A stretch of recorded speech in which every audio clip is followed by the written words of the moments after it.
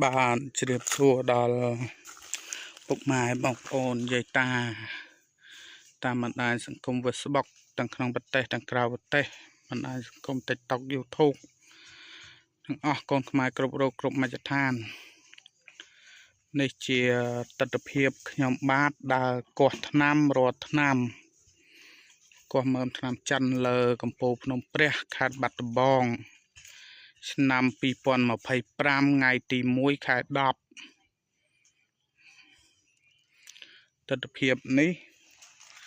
ពីលើកំពូលភ្នំព្រះមើលទៅខាង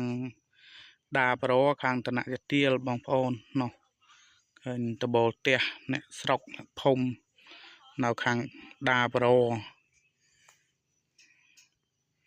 ខាងតនយទាលនោះភ្នំធំ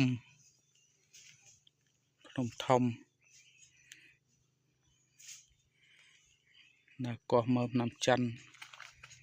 ឥឡូវហ្នឹងកម្លាំងគាត់ពងតែកោះហើយខ្ញុំបាទក៏ឆ្លៀតថតជាคลิปវីដេអូទុកផុសចែកជូនដល់បងប្អូនយាយតាទស្សនាទស្ស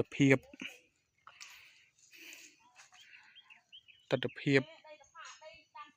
ព្រៃភ្នំទស្សនវិជ្ជាព្រៃភ្នំទស្សនវិជ្ជាព្រៃភ្នំធម្មជាតិពិតនៅលើកំពូលភ្នំព្រះហើយម្យ៉ាងទៀតក៏សូមពពាវនាវដល់សម្ដេចទ្រង់ឯកឧត្តមលោកសំទាវលោកស្រីអ្នកនាងកញ្ញាទាំងអស់សូមមេត្តាអញ្ជើញមកលេងមកទស្សនាកិច្ចនៅវត្តភ្នំព្រះផងព្រោះវត្តភ្នំព្រះមានការខ្វះខាតច្រើនលោកគ្រូចៅអត្តការលោកបានកសាងសាលាឆាន់ផងហើយនឹងកម្រងនឹងកសាងពហិយទៀតសាលាឆាន់ក៏មិនទាន់មានដែរធ្លុះធ្លាយហ្នឹងហើយធ្លុះធ្លាយដាច់អស់ហើយដបូលលោកគ្រូចៅអត្តការលោកទំកសាងថ្មីមិនទាន់ហើយទេតាន់បានពាក់កណ្ដាលទេស្ថិតនៅក្នុងខេត្តបាត់ដំបងវត្តសក្យមនីគិរីឧត្តមហៅវត្តភ្នំព្រះបើមានលោកសំទាវទ្រង់ឯកឧត្តមណាឬមួយក៏ពុកម៉ែបងប្អូនយាយតាដែលមានសទ្ធាជ្រះថ្លាអាចអញ្ជើញមកផ្ទាល់បានហ្នឹងហើយខេត្តបាត់ដំបងយើងហ្នឹងវត្តភ្នំព្រះហ្នឹង